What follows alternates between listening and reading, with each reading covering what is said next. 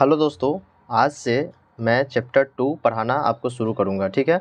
Chapter 1 complete हो चुका है। यहाँ पे देख सकते हैं कि मैं क्लास 7th का जो बुक है NCERT मैथ, मैं उसी को कंप्लीट करवा रहा हूँ। ठीक है। तो पहला जो चैप्टर है वो कंप्लीट हो गया था और पहला चैप्टर के बारे में मैं बता देता हूँ कि पहला चैप्टर का जो नाम था यहाँ पे पूर्णांक था, दूसरा है भिन्न एवं दशमलव। ठीक है। तो मैं भिन्न और दशमलव जो है मैं इसको कंप्लीट करवाने वाला हूँ। उसका 2.1 है एक्सरसाइज। तो इसको चलिए मैं कंप्लीट करता हूँ बारी बारी से। मैं यहाँ पे क्वेश्चन में आपको दिखाऊंगा और इसको सॉल्व कर मैं इस पेज पे मैं आपको बताने वाला हूँ। तो चलिए देखते हैं। सबसे पहले यहाँ पे देख सकते हैं कि तो मैं पहला क्वेश्चन यहाँ पे जो लिख रहा है वो मैं यहाँ पे लिखता हूँ और इसको हल करके दिखाता हूँ। तो पहला क्वेश्चन क्या है, तो देखिए यहाँ पे लिखा गया है, इतना लिखा गया है। तो इसको हल करने का क्या तरीका है, तो सबसे पहले तो यहाँ पे देखिएगा तो नीचे में एक छुपा हुआ रहता है, तो इसको हम एलसीएम लेंगे। 1 और 5 का एलसीएम लेते हैं, 1 और 5 का। तो 1 और 5 का जो एलसीएम होता है 5 होता है। ठीक है। तो यहाँ पे इसका एलसीएम क्या लिखेंगे, 5 लिखेंगे। फिर 1 का पहाड़ा अगर हम 5 बार पढ़ते हैं तो 5 आएगा। तो जो जितना बार पढ़िएगा 1 का पहाड़ा अगर हम कितना बार पढ़ेंगे कि 5 आएगा। तो जितना बार आप पढ़ने के बाद जो आता है इसको इसमें गुना किया जाता है। तो एक के पहाड़ा अगर हम 5 बार पढ़ते हैं तो 5 आएगा। तो सेम उसी को इसमें गुना कर दीजिए। तो 2 में 5 से गुना हो जाएगा तो 10 हो जाएगा। और माइनस यहाँ पे चलिए यहाँ पे नीचे में 5 लिख देते हैं और यहाँ पे 10 लिख दिए। यहाँ पे माइनस हो जाएगा। 5 का पहाड़ा कितना बार पढ़ेंगे कि 5 आएगा, तो 1 बार पढ़ेंगे। तो यहाँ पे देख सकते हैं कि 5 के पहाड़ा जैसे 1 बार पढ़ेंगे तो 5 आएगा। तो यहाँ पे 1 से इसमें गुना कर देना है। 3 में 1 से गुना करना है, मतलब 3 हो गया। तो इसको हम देखते हैं कि 10 में से अगर 3 को घटाते हैं तो हो जाएगा 7/5। तो यहाँ पे पहला का आंसर आ गया है, 7/5 होगा। ठीक है। उसके बाद हम देखते हैं यहाँ पे दूसरा क्वेश्चन। यहाँ पे आप देख सकते हैं कि दूसरा जो क्वेश्चन है यहाँ पे 4 + 7/8 है। तो इसी को मैं यहाँ पे लिखता हूँ और इसको सॉल्व करता हूँ। तो यहाँ पे देख सकते हैं कि मैं यहाँ पे दूसरा क्वेश्चन लिख दिया हूँ। यहाँ पे 4 + 7/8 है। अब यहाँ पे क्या है, नीचे 1 छुपा हुआ है। तो 1 और 8 का एलसीएम कितना होगा, 8 होगा। तो 1 के पहाड़ा हम कितना बार पढ़ेंगे कि 8 आएगा, तो 8 बार पढ़ेंगे। तो जितना बार हम पढ़ेंगे उसको ऊपर वाले नंबर से गुना करेंगे। तो ऊपर में 4 है, 4 को कितना से गुना करेंगे, 8 से गुना करेंगे। तो 4 में 8 से गुना करेंगे तो हो जाएगा 32। और यहाँ पे है प्लस, तो प्लस लिखेंगे। और यहाँ पे 8 है, 8 का पहाड़ा हम कितना बार पढ़ेंगे कि 8 आएगा। तो 1 बार पढ़ेंगे। तो 8 के पहाड़ा 1 बार पढ़ेंगे तो 8 आएगा। तो 1 से गुना इसमें करेंगे तो यहाँ पे 7 हो जाएगा। दोनों को जोड़ने के बाद कितना हो जाएगा, तो 32 में अगर 7 जोड़ते हैं तो 39 हो जाएगा। 39/8 इसका आंसर हो गया। ठीक है। चलिए अब जो यहाँ पे तीसरा क्वेश्चन है, तीसरा क्वेश्चन हम यहाँ पे लिख देते हैं। तीसरा क्वेश्चन है 3/5 + 2/7। आप यहाँ पे देख सकते हैं कि यही क्वेश्चन है। यहाँ पे देख सकते हैं 3/5 + 2/7। तो मैं यहाँ पे लिख दिया हूँ 3/5 + 2/7। इसको आप सॉल्व करते हैं। तो इसका नीचे जो नंबर है 5 और 7, इसका एलसीएम लेंगे। तो 5 और 7 का जब हम एलसीएम निकालेंगे तो यहाँ पे 35 आ जाएगा। ठीक है। इसका एलसीएम जो है 35 आ जाएगा। तो यहाँ पे हम 35 लिखते हैं। 5 के पहाड़ा आप कितना बार पढ़ेंगे कि 35 आएगा, तो 7 बार पढ़ेंगे। तो जो 7 बार पढ़ेंगे तो 7 से इसमें गुना करेंगे तो 3 × 7 = 21 हो जाएगा। यहाँ पे प्लस लिखते हैं 21। यहाँ पे 7 है, तो 7 का पहाड़ा कितना बार पढ़ेंगे कि 35 आएगा, तो 5 बार पढ़ेंगे। ठीक है। तो यहाँ पे इसको 5 से गुना करेंगे तो 2 में 5 से गुना हो जाएगा तो 10 हो जाएगा। अब इसको जोड़ते हैं तो 21 और 10 कितना हो जाएगा, 31/35। यहाँ पे इसका आंसर हो जाएगा। ठीक है। अब यहाँ पे मैं तीसरा क्वेश्चन कंप्लीट हो गया। अब यहाँ पे हम चौथा क्वेश्चन को लिखते हैं। यहाँ पे चौथा क्वेश्चन कितना है, 9/11 है -4/15 है। ठीक है। तो इसको मैं यहाँ पे लिखता हूँ और उसके बाद इसको मैं सॉल्व करता हूँ। तो यहाँ पे आप देख सकते हैं कि यहाँ पे मैं क्वेश्चन को लिखता हूँ 4 नंबर में। 4 नंबर क्वेश्चन है 9/11 -4/15। तो इसको मैं सॉल्व करता हूँ। तो इसको सॉल्व करने के लिए क्या करना है, नीचे जो नंबर है उसका हम एलसीएम लेंगे। तो उसको एलसीएम लेंगे तो 11 और 15 का एलसीएम हम निकालते हैं। 11-15 का एलसीएम नहीं होता है, इसको गुना कीजिए। तो 11 और 15 को जब हम गुना करेंगे तो गुना करने के बाद कितना हो जाएगा, यहाँ पे देख सकते हैं 165 हो जाएगा। कैसे होगा तो देख लीजिए। 15 में जब 11 से गुना कीजिएगा तो 5 × 5। देखिए मुझे ऐसा लगता है कि आपको अगर गुना में भी प्रॉब्लम हो रहा हो तो इसलिए मैं यहाँ पे गुना पूरा करके मैं दिखाऊंगा। ठीक है। 5 में 1 से गुना कीजिएगा तो 5 हो जाएगा। 1 में 1 से गुना कीजिएगा तो 1 हो जाएगा। यहाँ पे 5 में 1 से गुना कीजिएगा तो 5 हो जाएगा। 1 में 1 से गुना कीजिएगा तो 1 हो जाएगा। तो यहाँ पे 5 और यहाँ पे 5 1 6 हो जाएगा और 1 हो जाएगा 165। तो 165 आ रहा है। तो यहाँ पे क्या लिखना है, 165। 11 का पहाड़ा कितना बार पढ़िएगा कि 165 आएगा। तो 11 के पहाड़ा हम 15 बार पढ़ते हैं तो 165 हो जाएगा। तो 15 को इससे गुना कर दीजिए 9 से।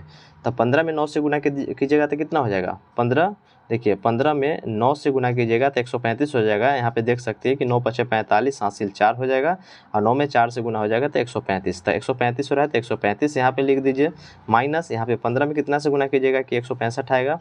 तो यहाँ पे 15 में मुझे 11 से गुना करना पड़ेगा तो 165 आ जाएगा।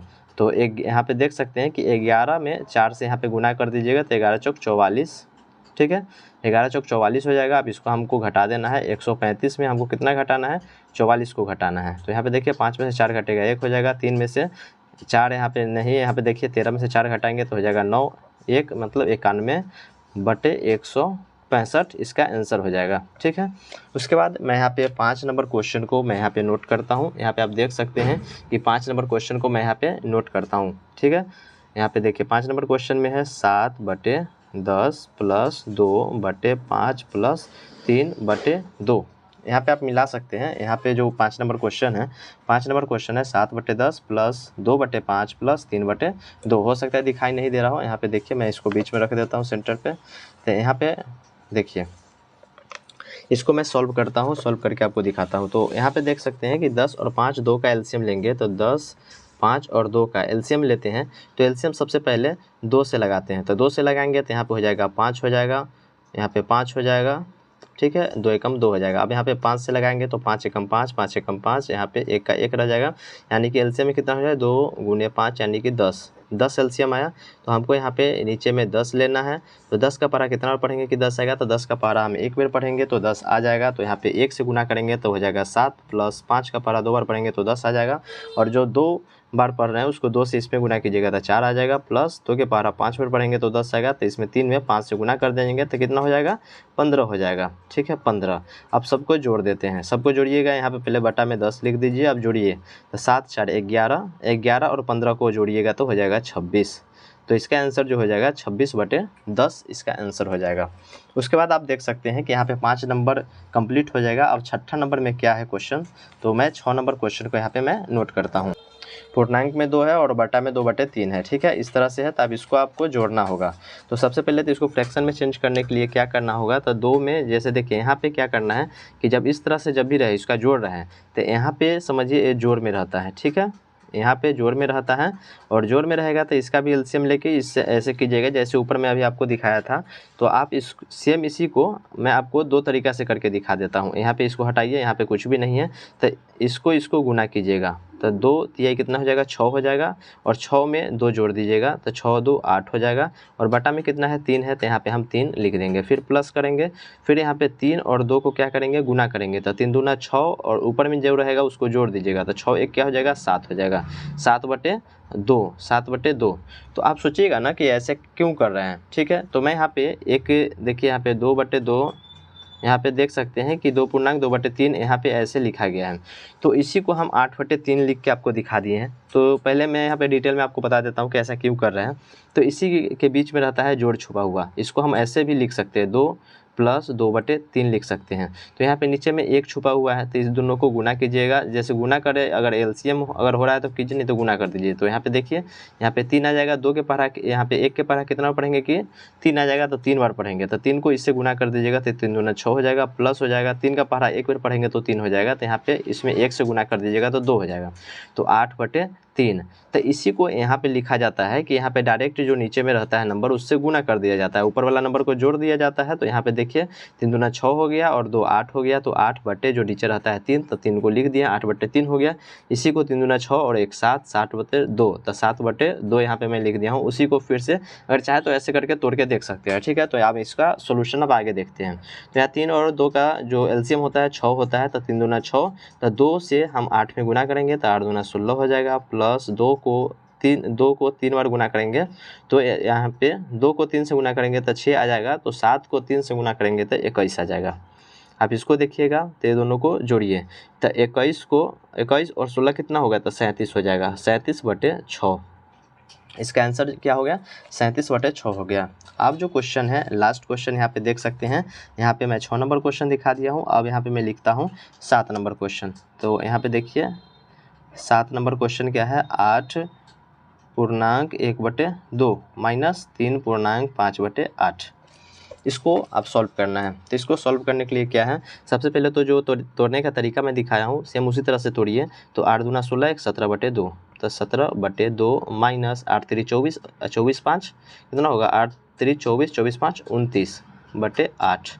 तो जो इसका एलसीएम हो जाएगा, रुक जाइए दिखाई नहीं दे रहा हो सकता है, आप देखिए इसका जो एलसीएम हो जाएगा कितना, 8। 2 और 8 का एलसीएम होगा 8। तो आप यहाँ पे देखिए कि 2 के पहाड़ा कितना बार पढ़ेंगे कि 8 आ जाएगा, तो 4 बार पढ़ेंगे। ठीक, तो 4 से अगर हम 17 में गुना करते हैं तो 17 चौक 68 होता है।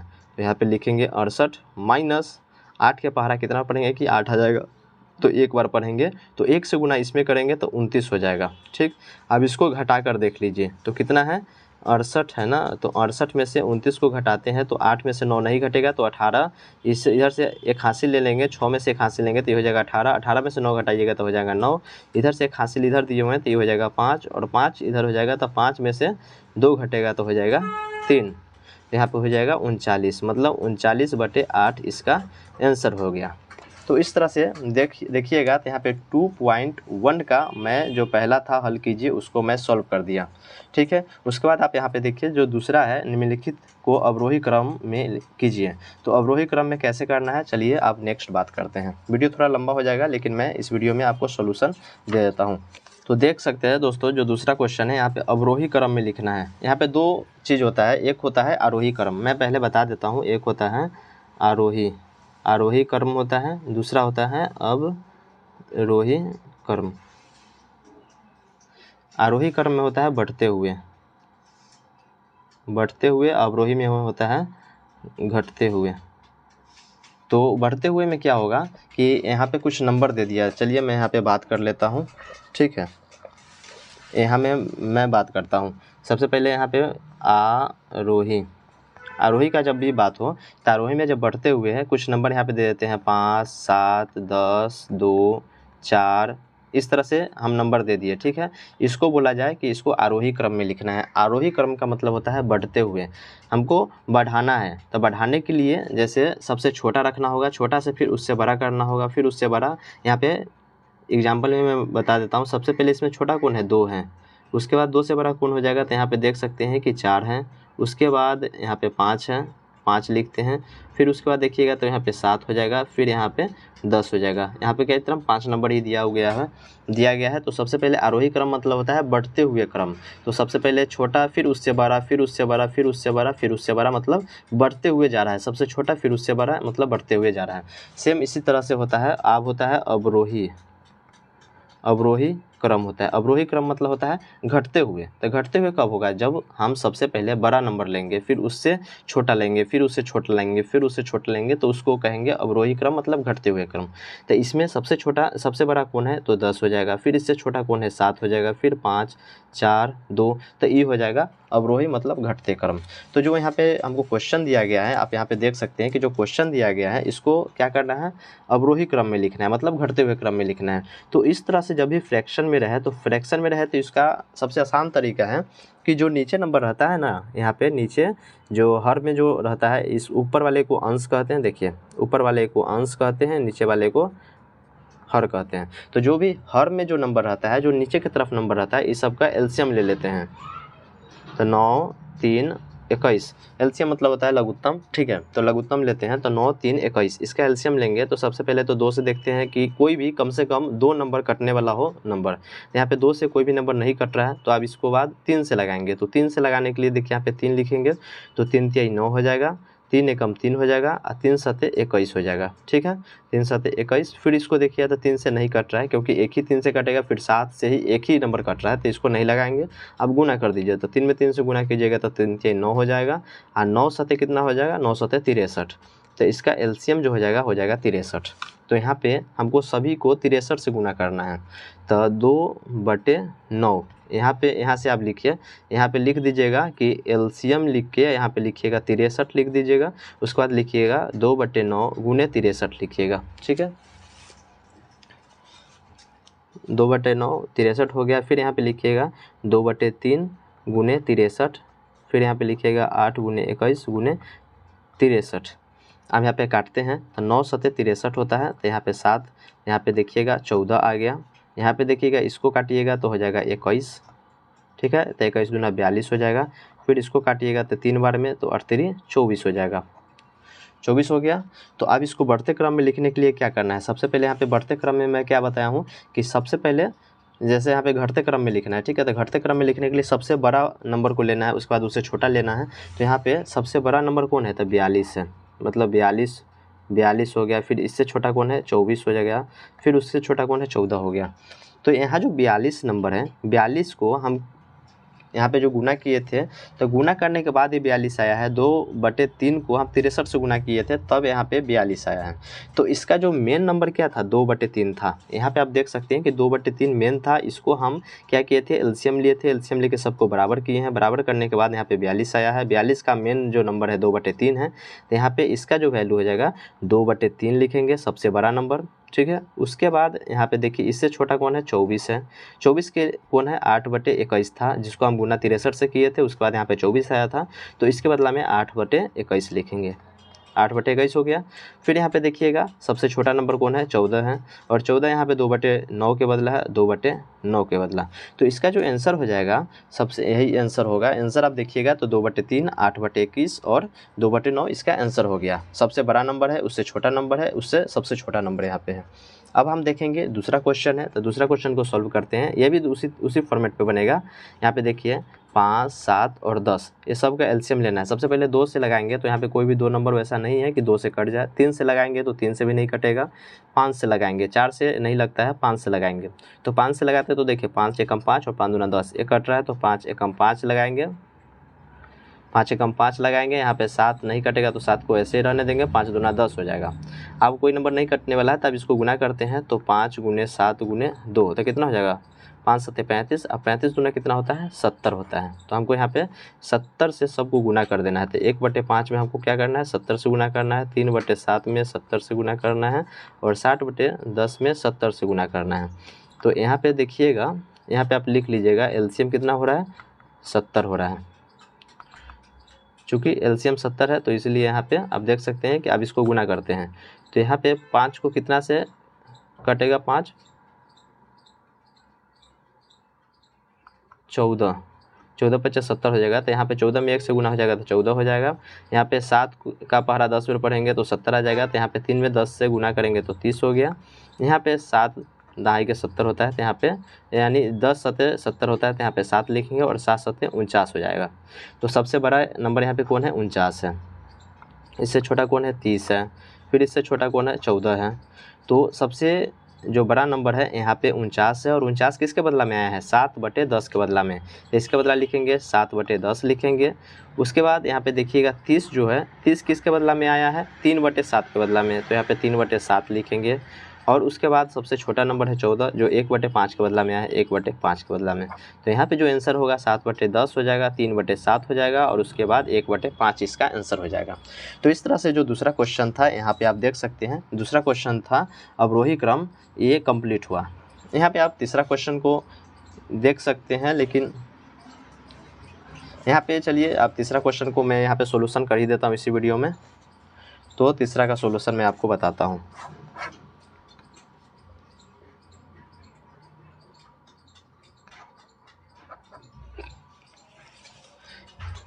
यहाँ पे क्या है, क्वेश्चन पढ़िए। यहाँ पे देखिए एक जादुई वर्ग दिया गया है, ठीक है। जादुई वर्ग में प्रत्येक पंक्ति क्या होता है, और स्तंभ, प्रत्येक पंक्ति, प्रत्येक स्तंभ और प्रत्येक विकर्ण की संख्याओं का योग समान होता है।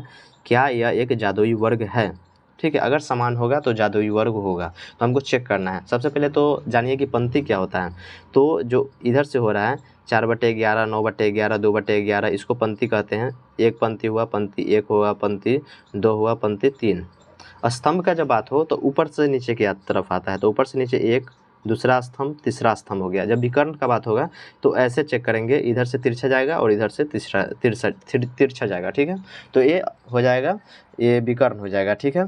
तो मैं तीनों का जानकारी दे दिया। तो चलिए मैं यहाँ पे देखता हूँ कि सबसे पहले पंक्ति में जोड़ते हैं। तो पहले लिखते हैं पहला पंक्ति में। सबसे पहले तो देखिए तीसरा का सॉल्यूशन यहाँ पे मैं करवा रहा हूँ।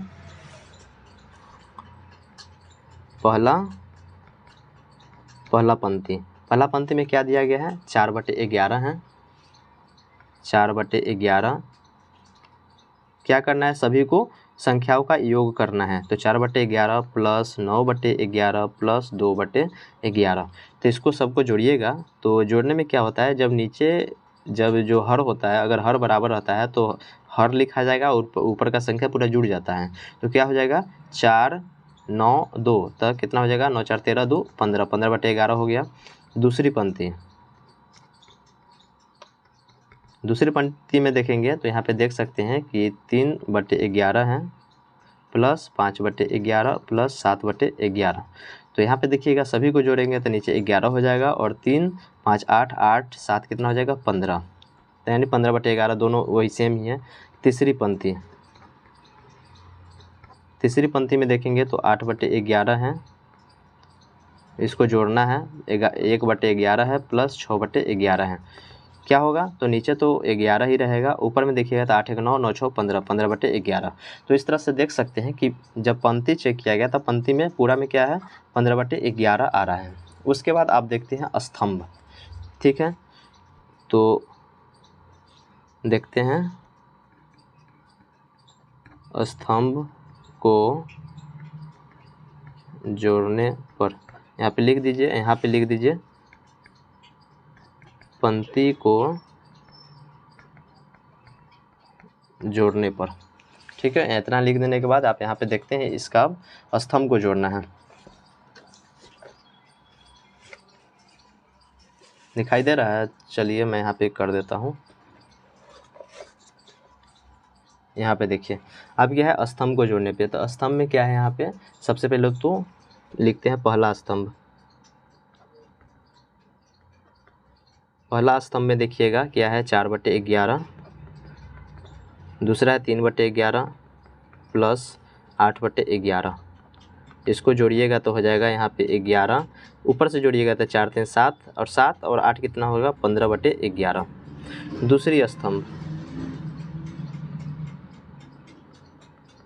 दूसरी स्तंभ में देखिएगा क्या है 9/11 प्लस 5/11 प्लस 1/11। इस सब को जोड़िएगा तो हो जाएगा यहाँ पे 11 हो जाएगा, 9 5 14 1 15/11 हो गया। तीसरी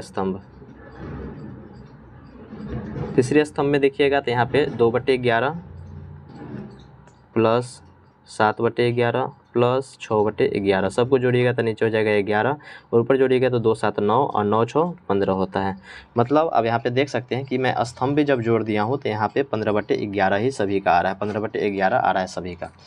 यहाँ पे आप ऐसे ही लिखते जाइएगा, अपने कॉपी में नोट कीजिएगा कि बाद में समझने में आपको आसानी हो, कोई दिक्कत ना हो। ठीक है, तो चलिए अब यहाँ पे देखते हैं तीसरा जो अब बोला गया है विकर्ण के बारे में बोला गया है। पहला हो गया पंक्ति हो गया, प्रत्येक पंक्ति, प्रत्येक स्तंभ हो गया और प्रत्येक विकर्ण है। आप तो विकर्ण क्या होगा, चलिए मैं यहाँ पे लिखता हूँ। इसमें कितना है, जो वर्ग दिया गया है इसमें टोटल जैसे पूरा जो है विकर्ण 2 ही है, 4/11 5/11 6/11 पहला विकर्ण है, दूसरा विकर्ण है 8/11 5/11 और 2/11। अब इसको जोड़ के देखते हैं क्या होता है। तो लिखते हैं विकर्ण को जोड़ने पर पहला विकर्ण। तो पहला विकर्ण हम यहाँ से लिखते हैं 8/11 प्लस 5/11 प्लस 2/11। तो इसको जोड़िएगा तो नीचे तो 11 रह जाएगा, क्योंकि सभी का नीचे हर जो है 11 है तो 11 रह जाएगा, एलसीएम 11 हो जाएगा। ठीक है, उसके बाद हम यहाँ पे देखते हैं कि 8 5 13 हो जाएगा, 8 प्लस 5 प्लस 2 ये कितना हो जाएगा 8 5 13 13 2 15/11। उसके बाद देखते हैं दूसरा विकर्ण क्या हो जाएगा, ऊपर से लिखते हैं अब ये हो जाएगा 4/11। जैसे विकर्ण ऐसे होता है तो 4/11 प्लस 5/11 प्लस 6/11। इसको जोड़िएगा तो 11 नीचे हो जाएगा एलसीएम। यहाँ पे लिखते हैं 4 प्लस 5 प्लस 6 4 5 9 और 9 6 15 15/11। तो इसका भी विकर्ण 15/11 हो गया। ठीक है, तो देख सकते हैं कि यहाँ पे बोला गया था कि एक जादुई वर्ग में एक वर्ग दिया गया है, एक जादुई वर्ग है जिसमें लिखा गया है कि प्रत्येक पंक्ति, प्रत्येक स्तंभ और प्रत्येक विकर्ण की संख्याओं का योग समान होता है। मतलब हम यहाँ पे देख सकते हैं कि यहाँ पे जो भी है, यहाँ पे पंक्ति, स्तंभ और विकर्ण सभी का जो वर्ग है, इस सभी का जो योग है ये सब समान हो गया। तो यहाँ पे बोला गया है कि क्या एक जादुई वर्ग है। तो जब एक जादुई वर्ग दिया गया है, जब इसमें बोला गया है कि प्रत्येक जादुई वर्ग में सभी का जोड़ जब समान है और जब समान हो रहा है तो ये तो जादुई वर्ग हो ही गया। इसमें आप हो गया, प्रूफ हो गया। तो यहाँ पे आप लिख सकते हैं कि दिए गए वर्ग एक जादुई वर्ग है। यहाँ पे इतना लिख दीजिएगा और आपका सॉल्यूशन कंप्लीट हो गया। तो दोस्तों नेक्स्ट वीडियो आएगी जिसमें मैं यहाँ पे 4, 5, 6 और इधर जो कुछ क्वेश्चन है 7 और 8, ये पूरा मैं नेक्स्ट वीडियो में कंप्लीट कर दूंगा। तो दोस्तों इस वीडियो में इतना ही। वीडियो अच्छा लगा तो वीडियो को लाइक कीजिएगा, चैनल को सब्सक्राइब कीजिएगा। फिर मिलते हैं किसी नेक्स्ट वीडियो में। तो अभी के लिए बस इतना ही।